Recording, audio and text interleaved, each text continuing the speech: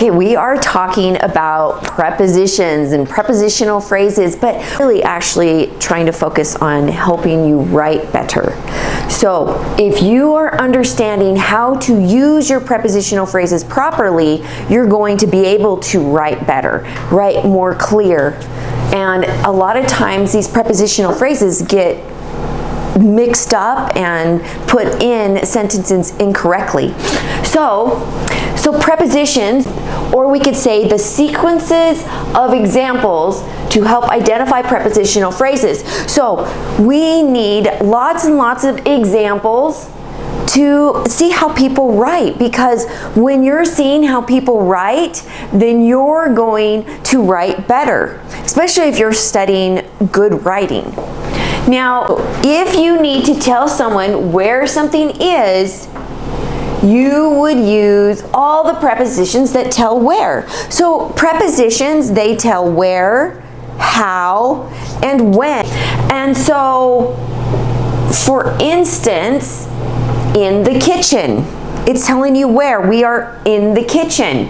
You are on the table. It's on the table, right? By the kitchen door. It's having a relationship with the door. By is the preposition, and we're having a relationship with this door. It's telling you where. On the couch, it's telling you it's on the couch, so go look on the couch if you can't find something, right? It's against the bedroom wall. If you can't find something, go look against the bedroom wall. So you can't just say it's against, right? You have to have a relationship with the noun that it's talking about. It's behind the flower. And this is not the flower that looks so beautiful. This is the flower that we eat. It's between the couch and window. So make sure that you are using that correctly to write correct. If you need to tell someone how something happened, how, you would use prepositions that tell how. You might like this. By kneeling. So this one's a little bit trickier. So see, by can be used in so many different ways. It could be used with where. It could be used with how. By kneeling, oftentimes when you use by for how, you are going to use a gerund. Okay? By kneeling, how do you pray? By kneeling. So look at by carrying. Well, how do you help someone? By carrying their load or whatever, by carrying something for them. Just like what you guys did for the Krantzes, right? Our neighbors. You carried their buckets and you lifted their load. You helped them. How do you raise children? Well, by loving them. By loving. How do you care for someone? Well, by teaching them. That's how we care for each other, by teaching what we know to each other. Now remember, if you're going to use how, you would use gerunds. Gerunds is one of the main things that you would use if you're going to use how with the word by. But we would also, this equals means. By which means are we doing this? Well, we're going to also use the word with. With your food, how do you feed the poor? Well, with your food. How do you help your child? With your hands. We're helping our child by doing lots of things. How do you help a friend? With your kindness. So see how those prepositions work? Now remember, if you see a verb with your suffix ness, N-E-S-S, this is called an abstract noun. It's not something you can touch or feel, but it's still a noun. The kindness, right? The best way to use prepositions correctly is by reading and writing. The reason why it is the best way to use prepositions correctly is because you're understanding the best writers out there, how they actually use prepositions, and they can split prepositions, they can drop their prepositions, and you can know that it's missing, but you know what they're saying. So it's so important that when you are reading, that it's going to help teach you how to write better. So study what you're reading and use it as a game.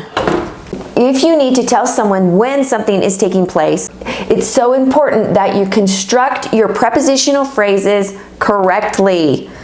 So look, we can use by again, and you can use your prepositional phrases differently depending on what word's coming after it. I chose by because I wanted you to see it in all the different levels. By tomorrow, see? It's a time. After the devotional, well, it's after something, right? It's around 9 a.m. It's a time. It's before next week. It tells you when something is happening, and it's describing when. Identifying your prepositional phrases can be a fun game to help teach you how to write better. So the whole point of this lesson is to teach you how to write better. Try to identify them in any book that you are reading. So when you are studying and you're reading, have fun just saying, oh, that's a prepositional phrase. How did they use it? That's interesting how they used it. See how the writer is using the preposition. Just when you're reading or listening to a book, say, oh, I like how he used that preposition. That was fantastic. That was a fantastic way of using that.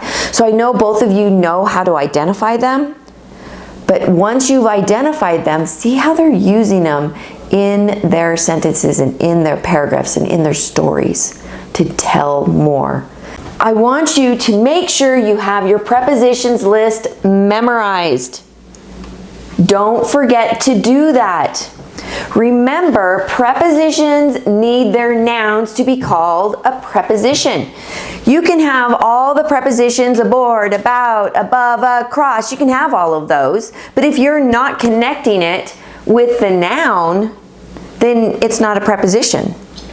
So because some of these other words can be other things in sentences.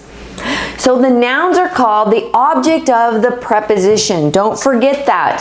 You can have lots of describing words between the preposition and the object of the preposition. What are those called? Those describing words called? Adjectives. They're called adjectives. So you can have lots of describing words in between those. So don't let that mess you up and be able to find your prepositional phrases. So choose the best words to fit your sentence. Find books to help you think outside of your own brain. So what I mean by that, there are books out there that can help you describe words differently. If you can't think of a word, have a book ready to say, okay, what do I think I want to fit in this sentence? I actually have 2 books that helps me think of words that maybe aren't coming to my brain. So what do you guys want to do? Think outside the box. Find books that's going to help you think of words that maybe you're not thinking about, and it'll help you write better.